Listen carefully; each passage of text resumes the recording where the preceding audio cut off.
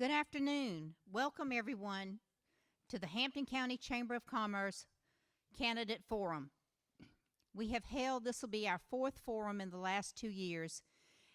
And by doing this, we bring a lot of information to the citizens of Hampton County for you to get to know who your candidates are running for offices. We greatly appreciate every one of the candidates that came out tonight that are going to share information with you. I'd like to thank Michelle Strickland, who is on our board of directors for the Chamber of Commerce.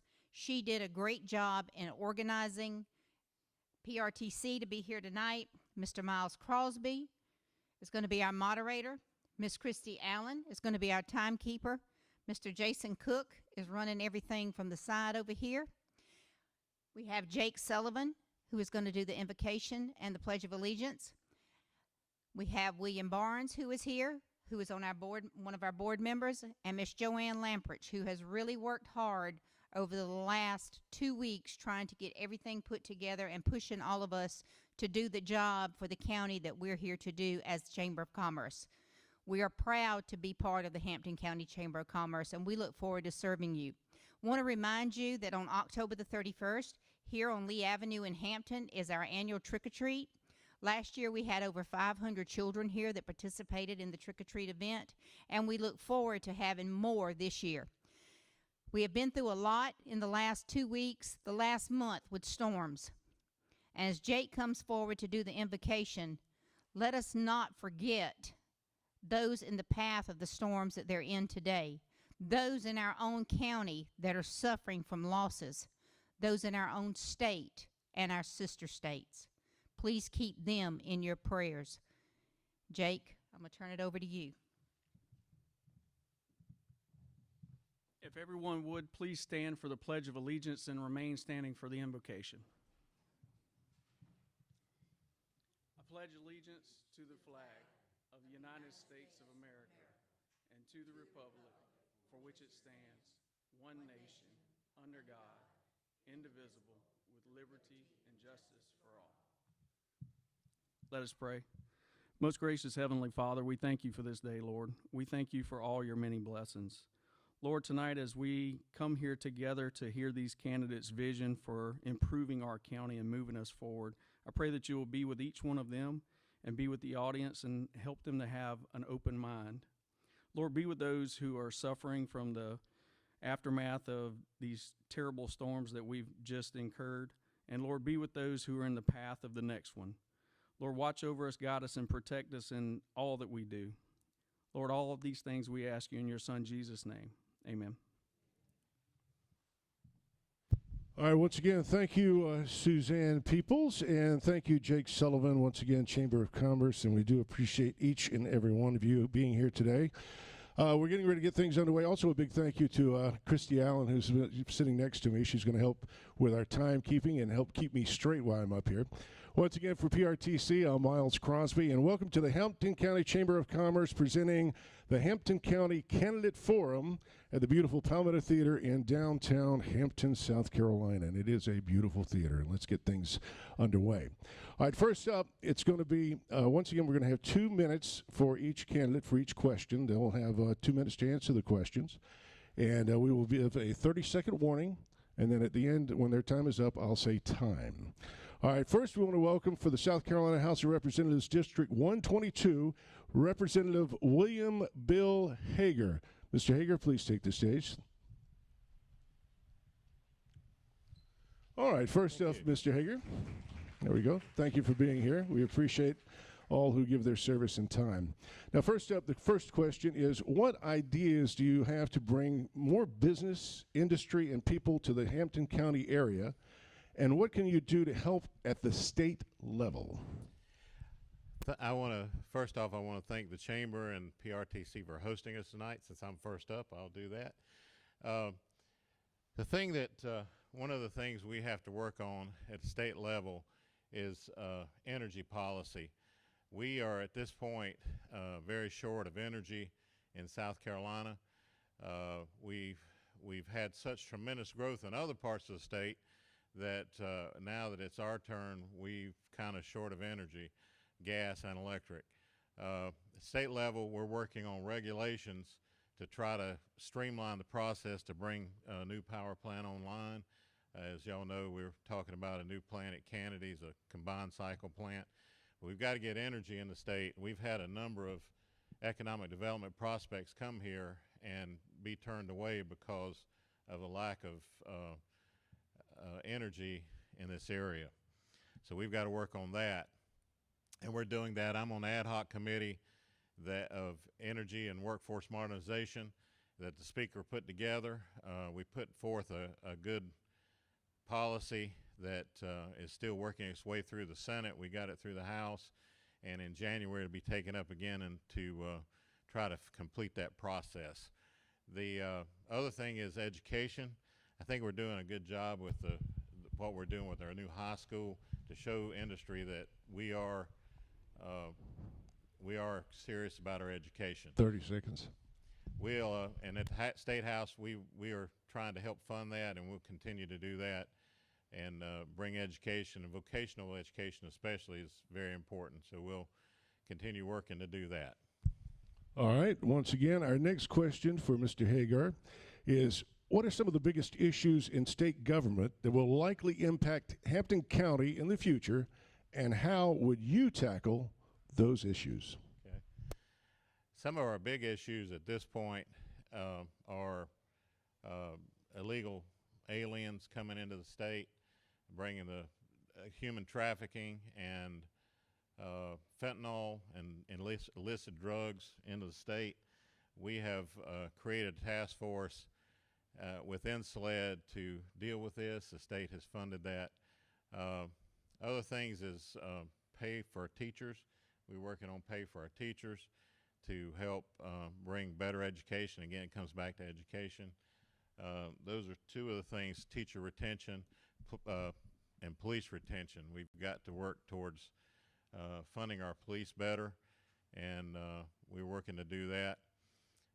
Some other things, we've done some judicial reform to help improve our judges that are put on the bench. We're working on that at state level, and that's all I can think of at the moment. So. No problem. All right, on to our next question. What does the county need to do to be more competitive in attracting new jobs and tax revenue? We have got to get our physical house in order in Hampton County. The forensic audit is helping with that, which I sponsored in the House. But we've got a high tax rate here, and we can mitigate that some with fee in lieu of taxes with industry. But we've got to bring improved education and get folks to see that we are serious about education, that we have a workforce here. One of my big goals is to have industry here so that our folks in Hampton County can stay in Hampton County and work. We've got some things happening now. The ATC is actually, the Agricultural Technology Center, has finally gotten all the paperwork done. They'll be kicking off shortly, and the state helped get that here. They also have got several expansions that are going to be announced in the future. So we've got things happening. We've got some business here in industry, and we've got to bring more. But we got to fix some education issues, some infrastructure issues, which I'm working on at state level with our water and sewer authority. We're helping fund some projects that they've got that's going to help our infrastructure. We've got some work going on at the old. Sorry, 30 seconds. 30 seconds. We've actually got some work going on at the old Nevermar site, and things are looking real good there with getting an industry back there. All right, and then finally, if elected, what are your three top policy priorities in the coming term, and how do you plan on implementing them? Okay, policy priorities. We've again, I've talked about energy a good bit, and of course I'm an electrical engineer, and we've got to get this power plant built in Colleton County, the Kennedy's plant. That'll be one big thing that I'll be involved with. Also, I'm working with the Rules and Regs Committee I'll be working to streamline a lot of regulations, trying to streamline some things in, it's not DHEC anymore, it's the Department of Health and Department of Environment. So we split those two apart, and getting them back up and running, it'll be a big thing. Getting all that work done will be another big thing that's got to be done to bring some streamlining to our state. Regulations and taking regulations away, making it easier for businesses to do work here is important, and I'll be working on that. All right, once again, thank you very much, Representative William Bill Hager, and he's with the South Carolina House of Representatives, District 122, once again running for that office. Bill Hager. Thank you, Mr. Hager. Thank you very much. Yes, sir, just head down to the audience. Now, is Audrey Hopkins-Williams here? Is Audrey here? All right, well, we'll move on to our next set of questions then. If Audrey Hopkins-Williams. Okay, all right, up next, Alice Wright Gordon, and she is running for Hampton County Treasurer. Alice Wright Gordon. Miss Gordon, if you don't mind taking the stage, we would appreciate it. Once again, it's the Hampton County Candidate Forum happening at the Palmetto Theatre with over on Lee Avenue in Hampton, in the beautiful, beautiful, once again, Palmetto Theatre. All right, once again, thank you for taking the stage. Thank you very much, Miss Gordon. And all right, once again, it's 2 minutes. We'll give you a 30-second warning, and then when your time's up, I'll just say time. All right, and if you finish early, that's okay too. Okay, you don't have to use the whole 2 minutes. All right, first up, if elected, what would you do to provide financial transparency for the citizens of Hampton County and for other elected officials that you have to work with? My intention when I'm elected treasurer will be to be transparent in the way that I'm going to attend all of the council meetings, and I will be providing them with all of the spreadsheets, the reports, so that they'll know exactly from month to month what's going on in the county. Because my desire is to make sure that we have all the funds that come down from the state or from the federal government, so that the citizens of Hampton County will be able to know all of the accounts and the funds that are coming into this county.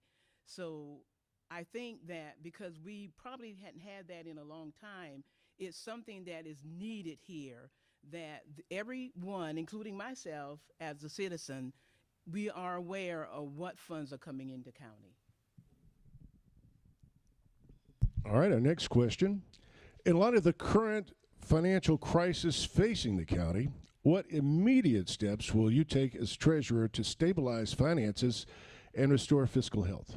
As I first stated, one of the main things that we need to do is we need to know exactly how much money is in the county. The treasurer is responsible for the funds that come in as far as the citizen paying their taxes. Sometimes some of the funds are coming in that are cash. So it is important that every month that we know the balance of everything that comes into this county. Because again, as I first stated, it appears that the citizens don't know, and sometimes the administrator probably doesn't know. So it's important that the treasurer is able to keep up with every cent that comes. And that's something I think that the responsibility of the treasurer, if you give me that opportunity, I will assure you that that's one of my major priorities, is to know exactly what comes into this county every month, and then present it to the council on a monthly basis so they know what funds we have that we can pay all the bills. All right, and next is, if elected, what measures will you implement to ensure that the annual audit or county finances is completed by the statutory deadline of December the 31st each year? What I intend to do as the treasurer is make sure that every month I know again what the balance is. So therefore I can make sure that every cent that we spent, that by the time it comes for the year end to close out, the CPAs who are coming into the county during that time to assure that the county has all of the funds done so that audit can be completed, I'll know, because every month I will have everything balanced. So by the end of the year, I won't have to concern myself as far as trying to prepare things. I can just hand that information over to our auditors so that they can have it done by December 31st. All right, and then finally, your final question is, if elected, what is your top priority for your first 90 days of your term? What I intend to do, first of all, I think it's imperative that the workers who will be under me, they are trained and they know what policies are. One thing I do understand that if you don't know exactly everything that you're required as a worker, you can't really get the work done properly. So my desire is to make sure that each of the workers are trained properly and that they know what the procedures are, and we have a manual. The other thing I want to do, as I've stated 3 times, is that I want to make sure that we are balanced and that we have our record and reports prepared for council. Also, I want to be transparent in that way that even if someone comes, I know now that we're placing things on the site, the website. I want to be able to do that also, so that you won't say, well, I don't know how much funds are coming into the county. Well, you won't have to worry about it because it'll be out there for you to see. The last thing that I want to do is I want to make sure that I follow the law. I've got to make sure that the law is followed. So in anything that I do as the treasurer, it's going to be abide by the law. If I don't do the law, I don't want to be the one to get in trouble. So therefore, I want to make sure that I do things properly. All right. Once again, thank you so much. Miss Alice Wright-Gordon, once again, for Hampton County Treasurer. Thank you, Miss Wright-Gordon. Thank you very much. Up next for Hampton County Clerk of Court is Javondra Pumpkin Brooks Creech. Is Miss Creech here?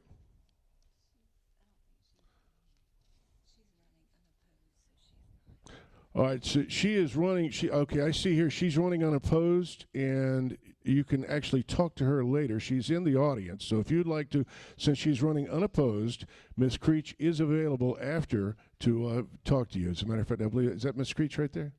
Yeah, okay. Once again, she's in the audience and willing to take questions after the forum. So thank you for being here. We appreciate you once again stepping forward for the Hampton County Clerk of Court, and she once again is unopposed. All right, up next, it's for the county Hampton County Auditor. I want to make sure I say this right. Latanya Williams, Miss Latanya Williams, if you would please take the stage. Once again, it's the Hampton County Candidate Forum. And we do appreciate the Hampton County Chamber of Commerce and PRTC and putting this on for us, so we do appreciate it. All right, once again, Latanya Williams, and first up, Miss Williams. Let me let you get settled down for a second. Are you ready? All right, here we go. Now, can you outline the key duties and responsibilities of the auditor's role in ensuring fiscal integrity and transparency with the county government? I know this isn't an interactive forum, but how many of you actually look at your tax bills when you get them? And that's as transparent as I can be.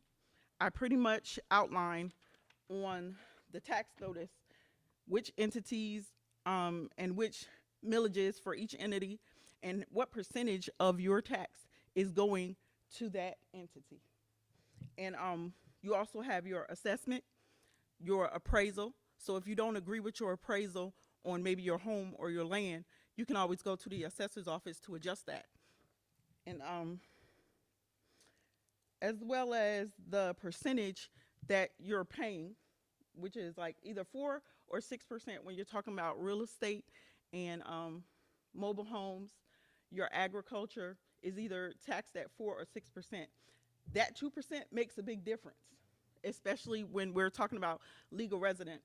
When you're a legal resident of the state of South Carolina, you are allowed to apply for legal residence of your home, the home that you actually live in. Any other properties that belong to you are charged at 6%. So that does really make a big difference, and it's good for you to stay on top of that, make sure you have your legal residence in place, and if you are over the age of 65, to make sure you're applying for the homestead exemption, which is also another discount that you can apply for your real estate 30 properties. seconds. And just being able to give you that information all outlined on your bill helps us be transparent to the point where I'm making sure that you are billed accurately, because that's a big issue with us. We pay a high rate of taxes, and you want it to be correct.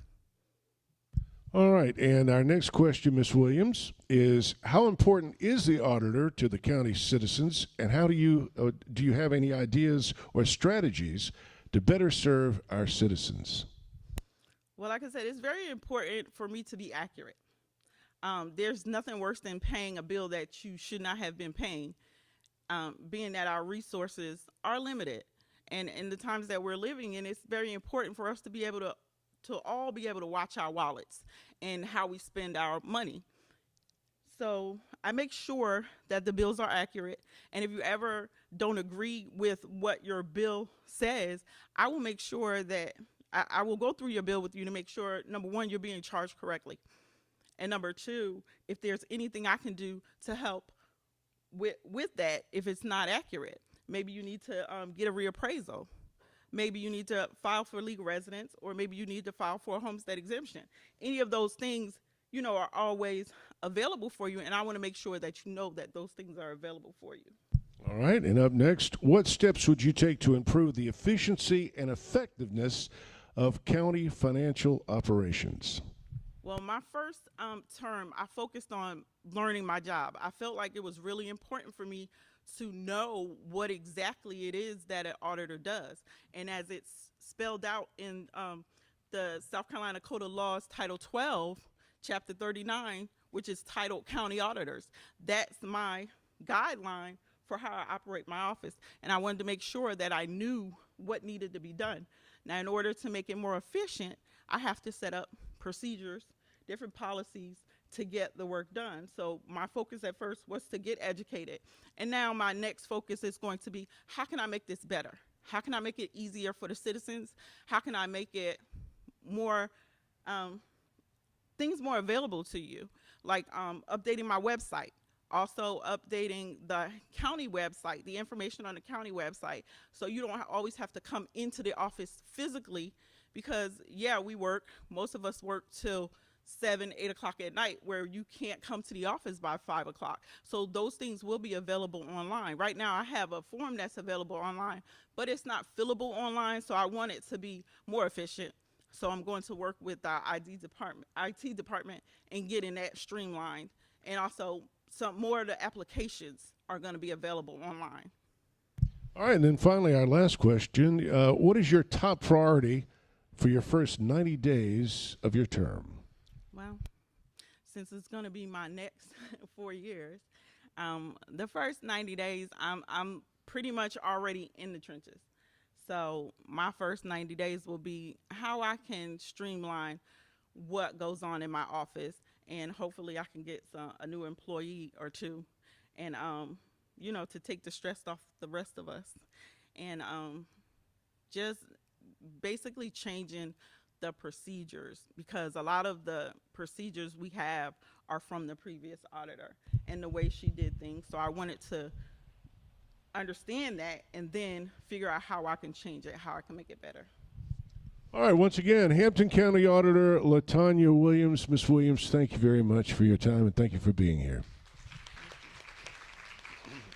Up next, for Hampton County Council, we'd like to welcome to the stage Maggie Knox. Ms. Knox, are you here? There you are.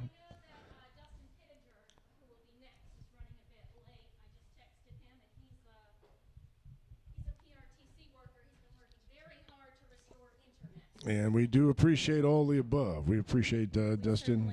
Oh, there he is. Here he is. He made it. All right. Everyone wave Perfect to Dustin. timing. Thank you, Dustin. Perfect timing. Thank you, thank you, thank you. All right, once again, running for Hampton County Council.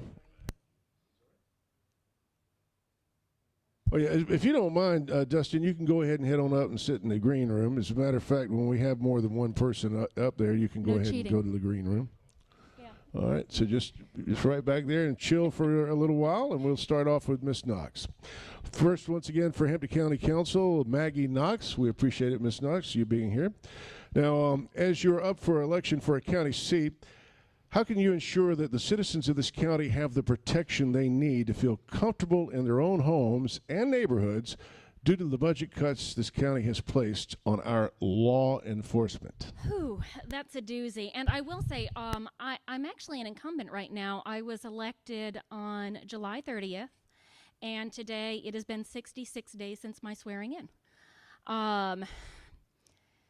Look, I'm not. We are in a heck of a pickle. Everyone knows that we are in dire financial straits. With that said, when you are looking at budget cuts, the last things that should be cut are fire, police, EMS. Why do we cut those things last? I mean, it's the things that keep people alive, the things that keep people safe are the last things that should be cut. I think we need to take a hard look at officer retention. We have a heck of a time keeping not just our sheriff's deputies, but also our EMS workers, our dispatchers. A lot of times we're paying to train them, and then they're going to counties that pay more money. Really, the question of budget is a much larger one because it's not just emergency services that are in a tough spot right now. The financial situation touches every single department of this county, and it will affect staffing in every department of this county, and staffing is going to affect response times. How to protect it? 30 seconds. We make sure that absolutely any funds that we have are made available to those entities first. And I mean, that's the bottom line. All right. Up next, our next question. With so much questioning on the economic status and taxation of Hampton County, do you plan on digging deeper into the financial problems of the county and find out why Hampton lost $1 million a year since 2013? Absolutely. Actually, before I was elected, I served as aide to the legislative delegation under Representative Hager. So when we put together that funding package to send up to the General Assembly, I was the one that did a lot of the research and drafted the funding package draft. Eventually, that turned into a proviso, and Representative Hager put that through the House, and then it went through conference committee in the Senate. But I have been involved for 4 years trying to make sure that this forensic audit happened. It has been almost my singular focus. And for that to finally come to fruition after so long has been a heck of a journey, but an incredibly fruitful one. I really look forward to seeing the results of that forensic audit. Hopefully those will be available early next year. And then we can look at some of those answers. For those of you who aren't aware, we have 2 active SLED investigations right now, one into happenings with the Sheriff's Department from a few years ago, and then another that is looking solely at the administrative side of the county. Those investigations, to some extent, are kind of stalled out in waiting for the results of the forensic audit. 30 seconds. It is my profound hope that the forensic auditors and SLED will be able to really dig in and get us some answers, because we can only go forward if we know what got us here. We can look at policies, procedures, where money went, and that's hard to do if you don't have a full picture. Time. All right. Transparency has been mentioned so many times over the past several months. What does transparency mean to you? Well, I'd start with responding to FOIA requests. Before I was elected, I had put in a number of FOIA requests, including some even from my county email when I was in my previous position, and those went unanswered. On one occasion, I asked questions about where money from the forensic audit was going to come from if state funding didn't come through. At that point, it hadn't yet. We were still working through the state budget. And to sum things up, I asked a high-ranking member of our staff where that money was going to come from, and he looked at me and said, "I know, but I'm not going to tell you." Point blank. And I think that that has been an issue for many years. I know that a number of us have had FOIA requests that have not been answered. And this issue of stonewalling has been so prevalent over the last at least 4 years since I've been trying to dig into things, that is really an issue that we need to work on first. What I'm doing right now, I singularly cannot process FOIA requests. That would be outside of my duties. However, what I am doing is, for instance, I am county council's liaison to the Economic Development Commission. 30 seconds. So I am providing reports and written reports to county council, administrator, attorney, and anyone who comes to the county council meetings. I am asking questions that citizens raise to me during my liaison time, and I call everybody back that calls me or emails me, and I give them the best answers I can get them. Time. All right, and then finally, if elected, what is your top priority for your first 90 days of your term? Well, I'm 66 days into that. Right now, it's me versus 3 other guys, and they've been on there for a while. My focus has been asking hard questions and not stopping till I get answers. It has been to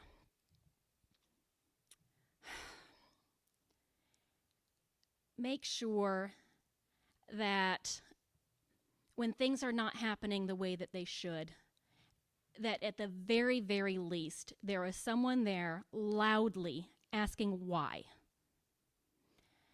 I am one person. One person on county council cannot do everything that they want to do. There's checks and balances. But my goal is to make it hard for the wrong thing to happen. And that is what I am doing for as long as it takes. All right. All right, once again, for Hampton County Council, Maggie Knox. Thank you so much, Ms. Absolutely. Knox. Thank you very much. All right, and we'd like to welcome to the stage Dustin Pittinger. Dustin, if you're in the green room, I know I saw you go back there. There he is. All right. Once again, for Hampton County Council, Dustin, welcome to the stage. You ready to go? All right. You want to adjust that mic? You can adjust it. All right. We good? All right. Here we go. That's good. All right. First up, with so much questioning on the economic status and taxation of Hampton County, do you plan on digging deeper into the financial problems of the county and find out why Hampton County lost $1 million a year since 2013? I do think it's important for us to go back and find what happened and in what way the money was used, figure out what happened. I feel that learning from our history helps us not to repeat the same mistakes, and to try to move forward knowing that that is what happened, but it has to be a vision to go forward. So not wholly dwelling on the past, but we do need to learn from the mistakes that were made in the past and to try to make sure that the same thing does not come to repeat itself. All right, next question. If elected, what is your vision for Hampton County and what specific initiatives do you plan to implement this to realize it? If elected, I would love to see us continue with a very big passion of mine would be recreation, and coming to find a way to move forward in the projects that we were not able to complete due to the funds not being there. To try to find a way, working with the council, working with different county entities to find some path forward to improve the recreation situation in Hampton County, because the fields here that we've used them for decades. We do still use them today. I think that the money that was spent on those fields originally has proved to be a worthwhile investment in the fact that we are still able to use those today. But if you take a very short walk across the county line to Walterboro and take a good long look at the facility they've built, it is a wonderful facility. I have a child that plays travel baseball, and we go over there quite a bit. And that is something that a lot of people look at the upfront cost of something like a recreation complex.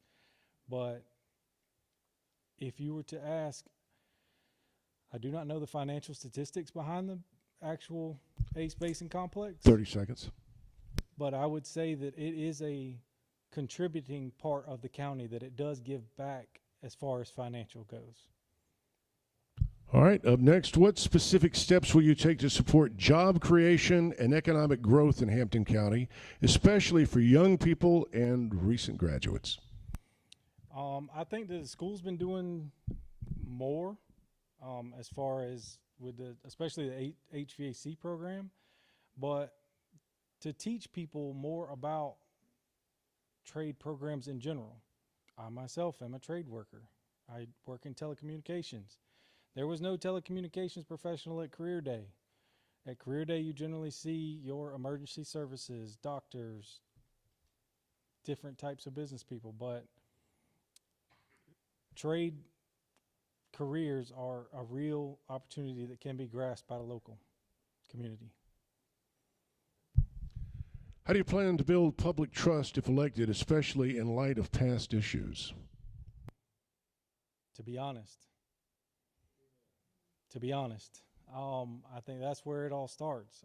When someone asks you an honest question, you give them an honest answer. The answer may be, I don't know.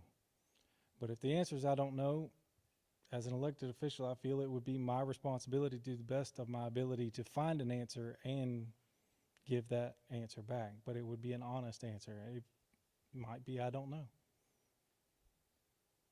All right, up next, transparency has been mentioned so many times over the past several months. What does transparency mean to you?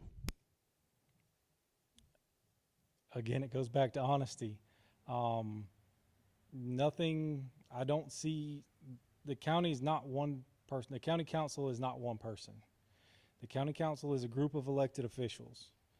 And it does not come down to one person's opinion or one person's thoughts or any of those. It comes to the council as a whole coming together, working together for the growth of the community, to make the community better. And if the money was used in a way where it helped the county, if it was something that had to be done, if it's something that the 5 people, the majority votes on, simply say, the majority voted this way, this is what happened, this is what we feel was best.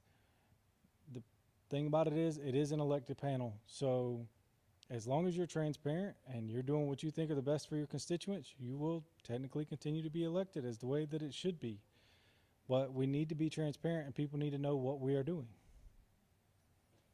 All right, and then finally, if elected, what is your top priority for your first 90 days of your term?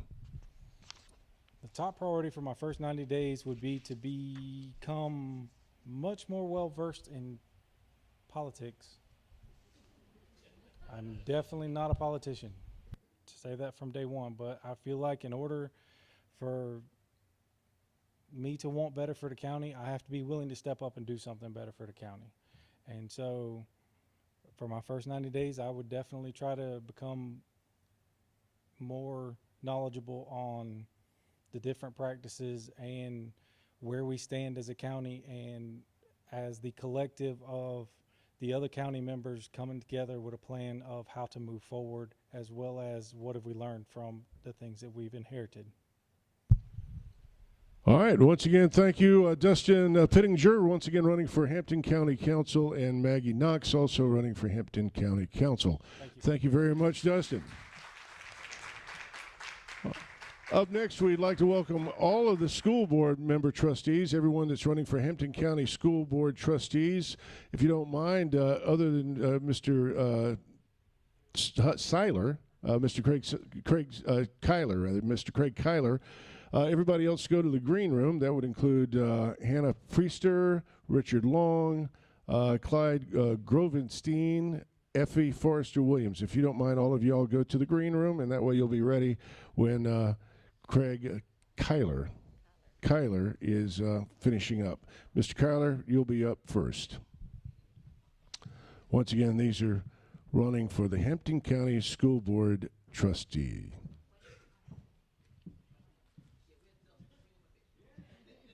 And we're going to let everybody get in the green room before we start, Mr. Kyler.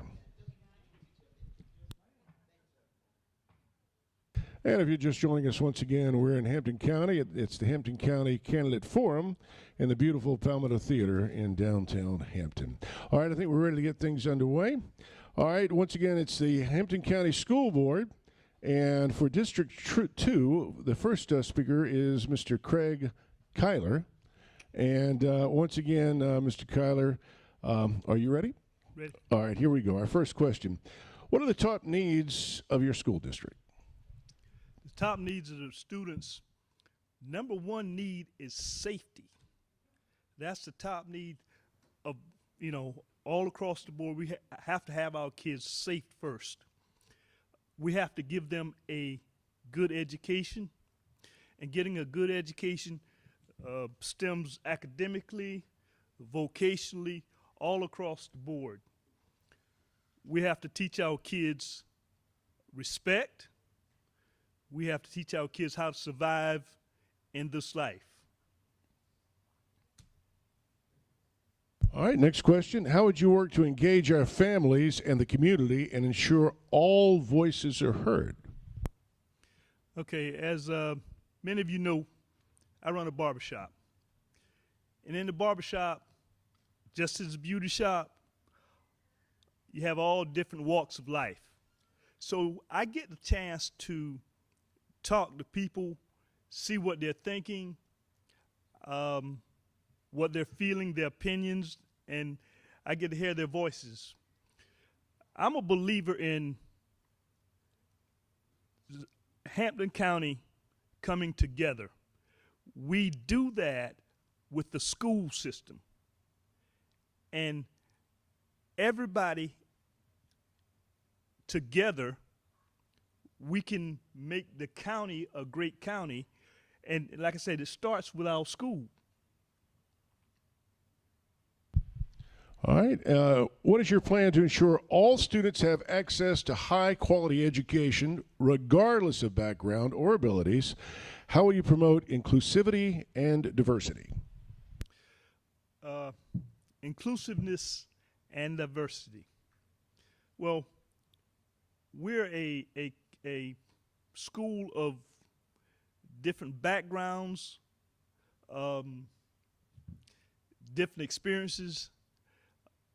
I believe that we all have some kind of common ground.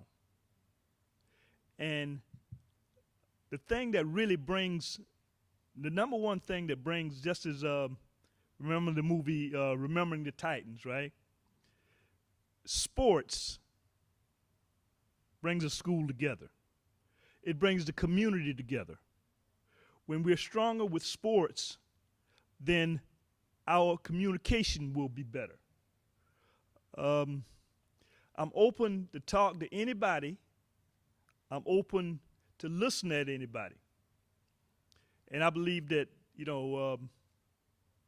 I think that I'm pretty much so easy to talk to. So anybody that after this want to conversate with me, I'm open for it. Next question. How would you balance issues concerning school safety, discipline, and student and educator mental wellness? Well, if I'm elected, I'd like for the public, everybody to hold me responsible for my decisions that I make and what I do. By the same token, I'll hold parents and students responsible for their actions. All right, and then finally, with consolidation of schools in Hampton County, what would you do to ensure the environment is fair for all students attending, and how do you plan to do this? Well, I will, if I'm elected, I'll have a voice. I'm not one to just go along with the program. I will listen at what's going on. Fairness, and now mind you, I will compromise when situations are comparable to compromise. But I can't compromise on something that's just wrong.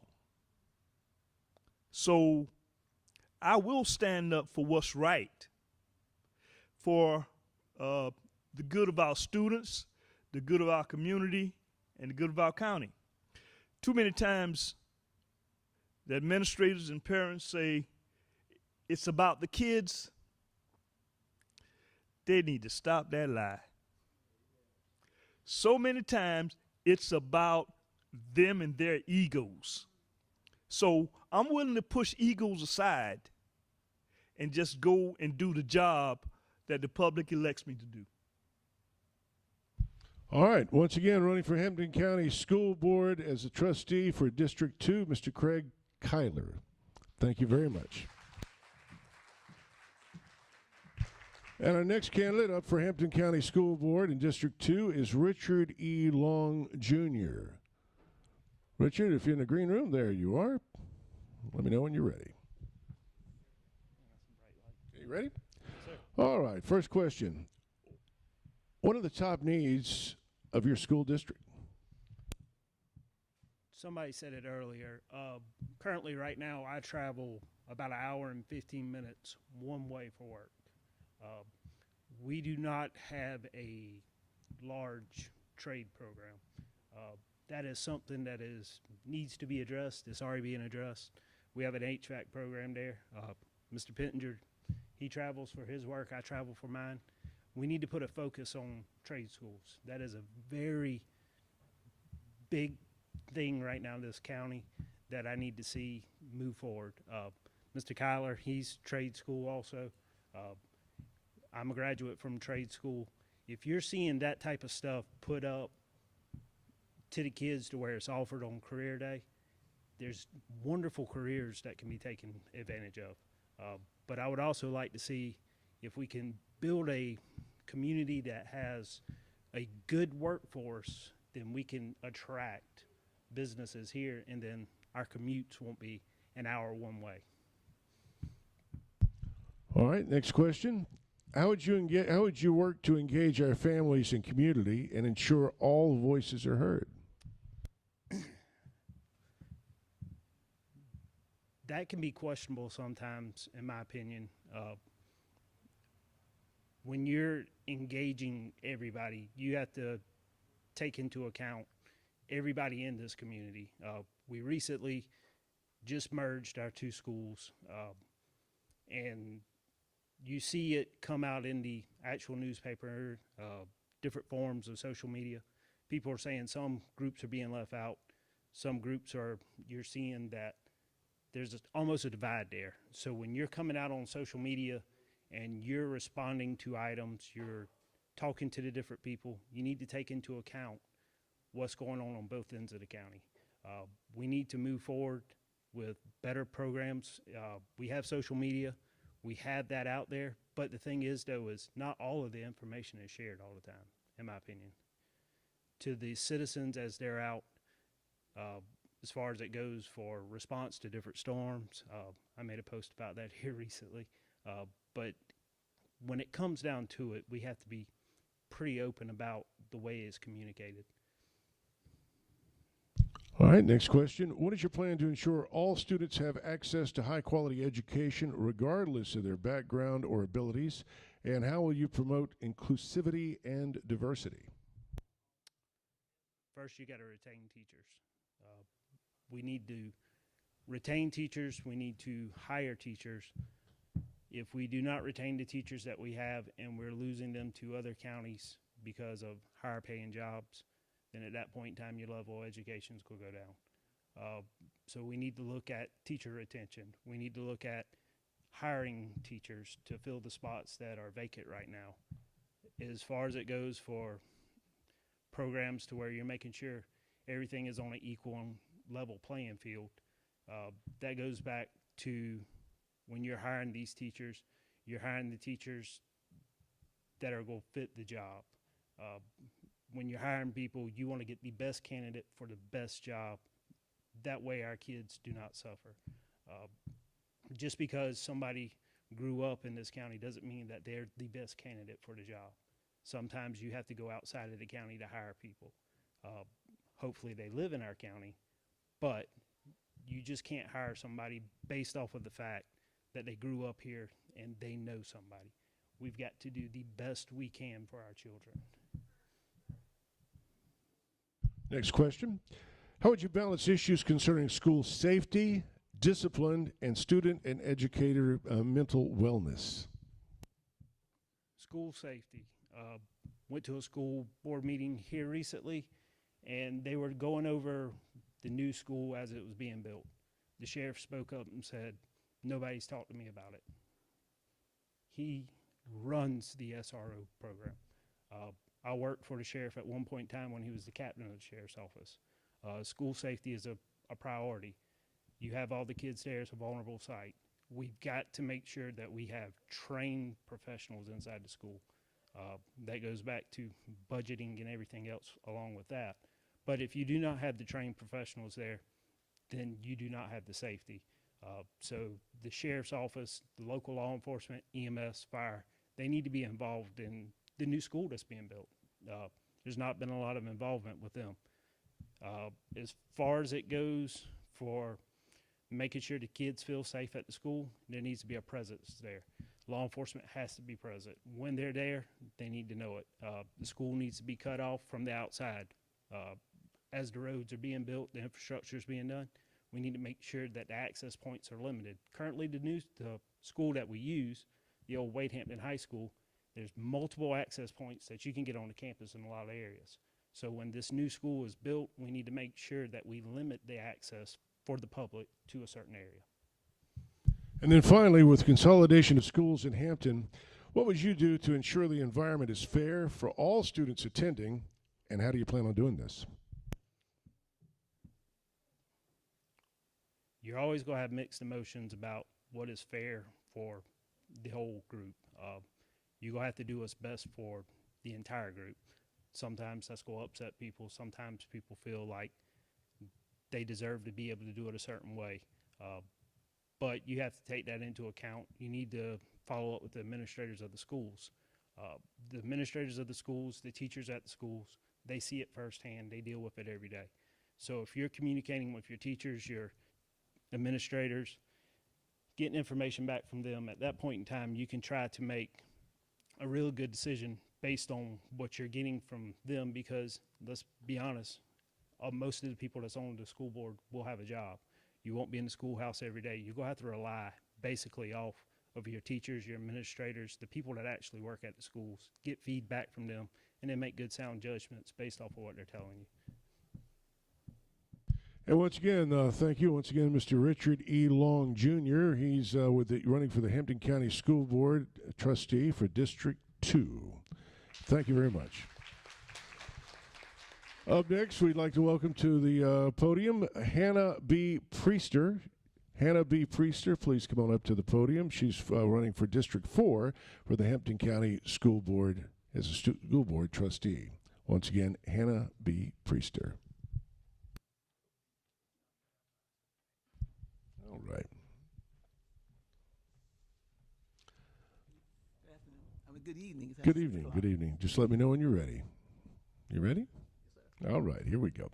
Once again, running for District 4, Miss Hannah B. Priester for the Hampton County School Board. Our first question for you, Miss Priester, is what are the top needs of your school district? Whoa, gee whiz. How many you want? 3? Have you given me? Well, number one, we need teachers. Well, we're trying to finish the high school. That's one of the first things. We're trying to finish the high school. Martha Spellman was kind enough to come down here, the Martha Spellman, and she bought us $52 million. And we want to thank the lady of South Carolina for bringing it. That hadn't happened in Hampton County in a long time. Now, we need to finish the high school, okay? We need teachers. And I heard someone say, as they spoke, about the vocational education. Hampton County, let me give you my background. Let me put it in a story. My husband was he built the house. He was a plumber, electrician, carpenter. I come from all walks of life, okay? My son is an MD, cardiologist. My daughter's assistant principal. And when I'm sitting in the room with them, and they say to me, I say, we need technical school. That's what you used to call it. We need vocational school in Hampton County. Everybody needs it. Let me finish the story. If my commoder's run over, I do not need the doctor. I need the plumber. Okay? You need a plumber. Now, this is where I'm talking about. And this is my sermon, and I preach it all the time. We need vocational education in Hampton 30 County. seconds. Okay, I can finish it up. We do not, it's hard to find them. We can't find I heard somebody allude to the fact that we do have HVAC. We're trying to find agriculture. But somebody please go tell our students that the farmer does not plow mules and drive tractors anymore. We built a plant down there. We need to talk to the people of this county and find what they need to come here. Time. So we have to wait for us. Time. All right, and our next question is, how would you work to engage our families and the community and ensure all voices are heard? Well, I listen to everybody. And this is almost my 20th year old. My former student helped me come on the stage tonight, but I still got my brains. Now, we go around and have forums. But the sad thing about it, the sad part of it, when we go to towns and have forums, people don't show up. We go to Estill.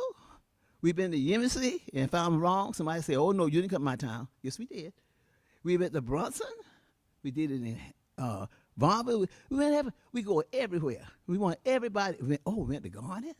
We went out there to get everybody engaged because we want to hear you. And especially, we want to thank you all for passing the referendum. That's what they look for when they come to us. They're looking for law enforcement, crime. Crime got to be down, and you got to have a place to educate the kids, children. Education and crime. We don't want crime. And we got it. It's cheaper to educate someone than to incarcerate them. You want to move on? If you want to go ahead, I can keep talking. I'm a former teacher. I can talk on. I can talk right on. Our next question.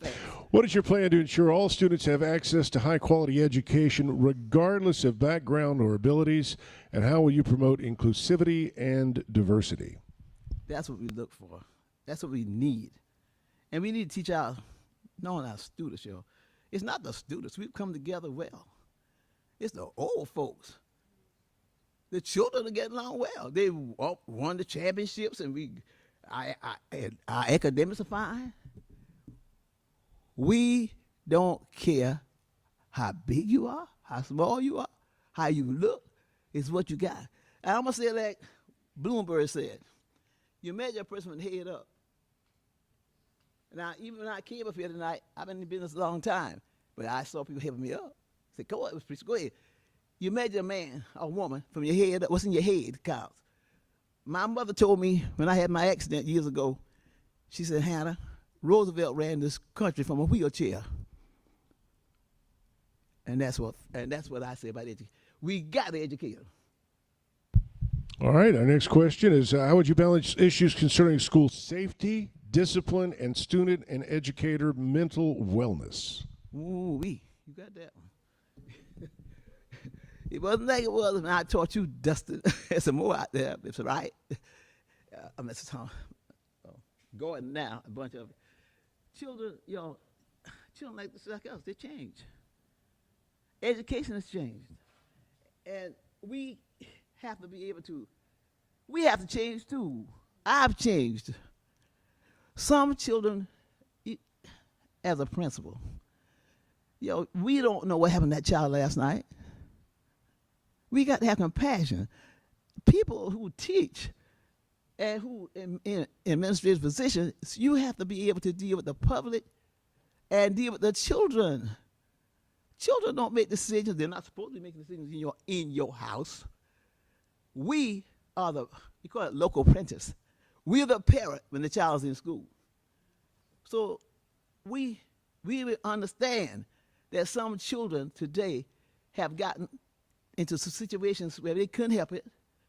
Then we know drugs out there, and they can't help what their parents doing. It's our job. It's one thing a child needs to see: one sober person who's speaking correctly, at least during the run of the day. And that's how we're going to try to educate you. We are going to be the role models. I may be old, but I still got things going on. Thank you, sir. All right, and then finally, our last question with consolidation of schools in Hampton County. What would you do to ensure the environment is fair for all students attending, and how do you plan on doing this? Well, that's a question that comes up sometimes. We consolidated. It started out at 9. Now we're down to 7. We had some rough days, and I'm going to do it quickly. But we came through it by being, it got a sign up there by Exxon, hiring what? Friendly people. We don't have to have the last word. I don't have to have the last word. The main thing is we need to get along. I don't care what your background is. We need to get along. Not only in Hampton County, in America, we need to get along with each other. Now, I may not like the way what you said, but our children, and you will never see the board walk out. We might go in the back room, and we might have some hot ones back there, but when we walk out, he says, nice, smiling. I might want to knock you, but the children don't need to see that. We need to be positive role models, and that will help our children and help our community. And we need to be honest, transparent, and fair. And if you think something is wrong, you have the right to come before the school board and present your case. Go through the chain of command. That's all you got to do. Go through the chain of command, talk to the teacher, the principal, and if you don't like that, go to the superintendent. Go to the superintendent's office. Superintendent doesn't do it, guess who got the last call? The board. The albatross is hanging around our necks. And if I were not passionate about it, I'd walk. 30 seconds. If I were not, it's passionate. Education is passionate. And we need teachers. I've seen some teachers I think don't even like children. I said, what? I didn't say they didn't have any. I said I don't think they like them. As a principal and a teacher, and I did my 40 years, and I'm still working, but still, if a person, it doesn't matter how much you know until they find out how much you care. That's time. Once again, ladies and gentlemen, Hannah B. Priester, she's for District 4, Hampton County School Board. She's running for a trustee. Thank you very much. All right, up next, it's going to be running for District 6, Clyde Groverstein. And Mr. Groverstein, if you will please come to the stage. All right, just let me know when you're ready.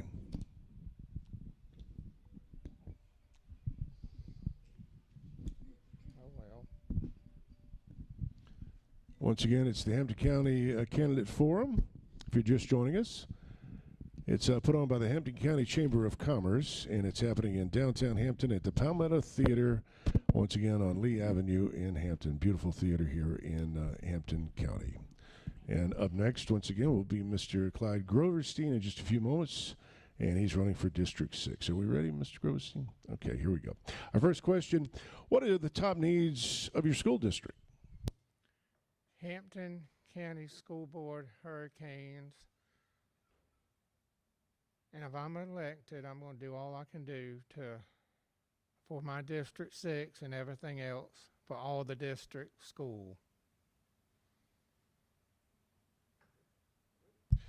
Our next question, how would you work to engage our families and the community and ensure all voices are heard? If a parent comes to me at my office and wants a question answered, I'm going to request it to be wrote down, handed to me. If I don't know the answer, I'm going to go to one of the other school board members. If they don't know it, I'm going to find someone that knows it to get the answer. If they don't know it, I'm going to work until I find the answer to the question. All right, our next question. What is your plan to ensure all students have access to high-quality education, regardless of background or abilities? And how would you promote inclusivity and diversity? Work as hard as I can to get the equipment they need, see what I can do, the background they come from, and if they need help getting the computers, what have you, seeing if they got internet, what have you, in their homes, see what I can do to get their equipment in their home for them. Like the past storms we had, some didn't have the e-learning because they didn't have the equipment they needed for their internet, and their parents couldn't afford it. But we need to see if we could get it in the houses for the kids. If it's go back into foundation. See if we can help get the parents back in there to help do what we need to do for the kids. All right, next question. How would you balance issues concerning school safety, discipline, and student and educator mental wellness as well?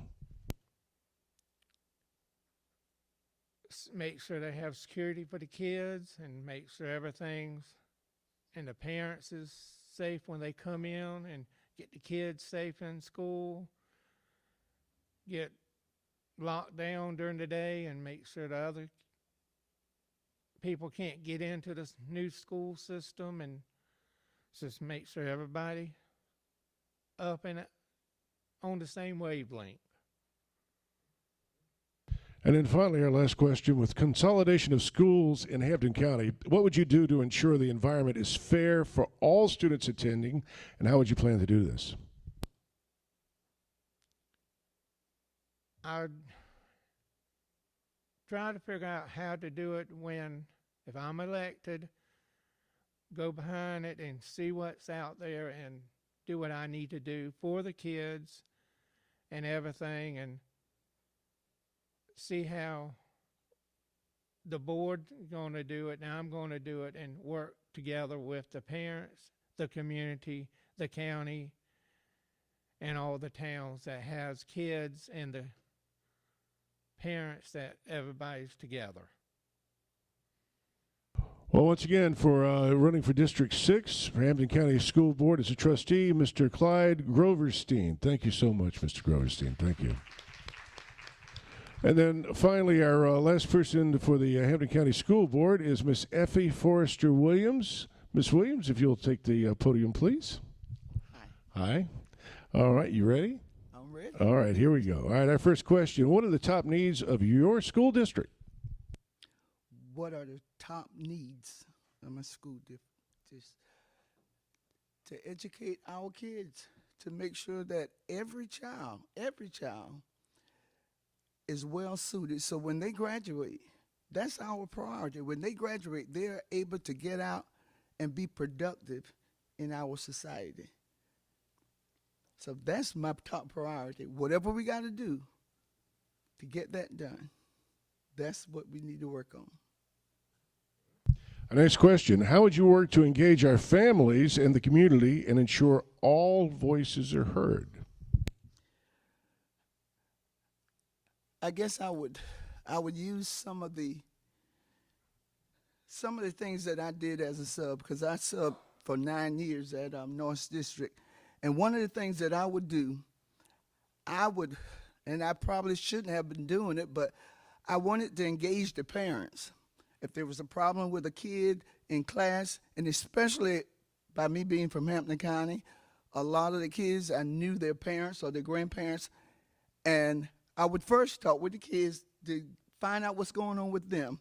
And then if they wouldn't settle down, I went to some of the parents and talked with them. I engaged. I believe, you probably hear me say communication a lot, because communication is the key to making anything work, I believe. Is one of the main keys, I would say. Our next question, what is your plan to ensure all students have access to high-quality education regardless of background or abilities, and how would you promote inclusivity and diversity? Going back to communication again. Communication, information, and engaging. Communicate with them and inform them of what's going on, not only the kids, but the parents. I believe engaging the parents in with the school board, and I've learned a lot from the kids.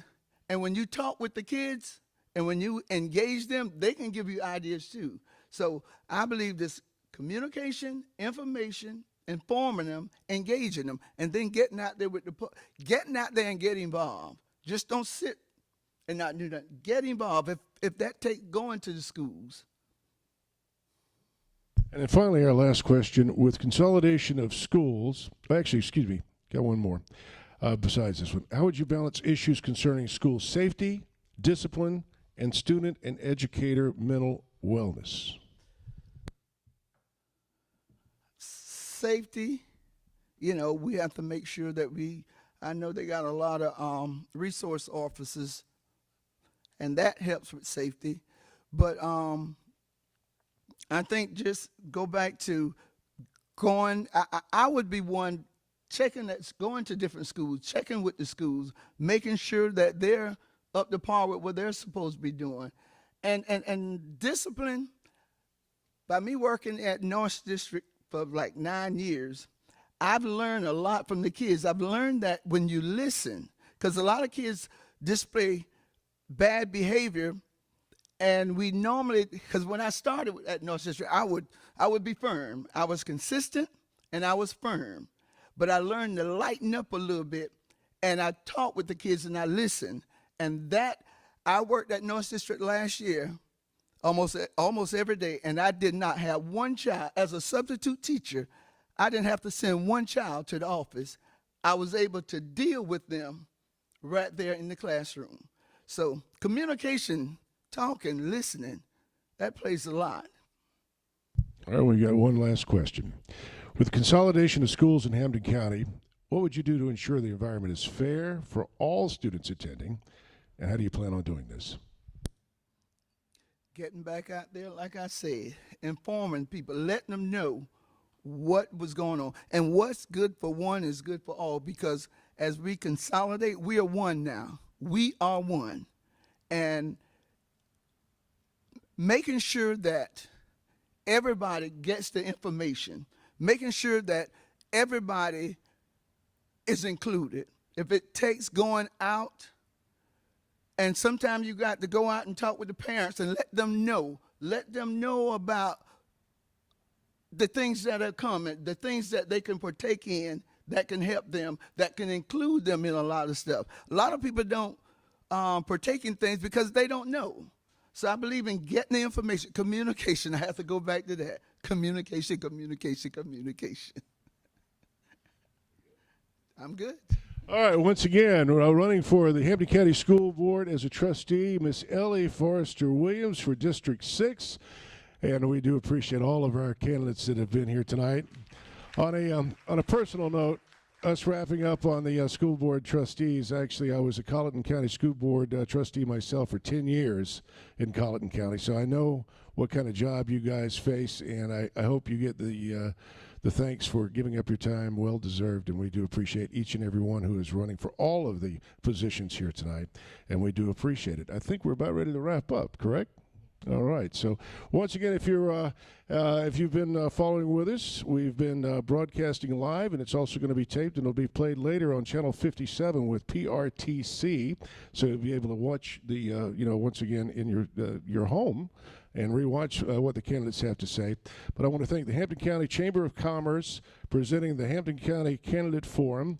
I want to thank Michelle Strickland for inviting us here tonight. I want to thank a big thanks to Jason Cook from PRTC and PRTC for helping put all this on. Well, like I said, you'll be able to watch it on our local channel, Channel 57. If you've got PRTC, you'll be able to see that.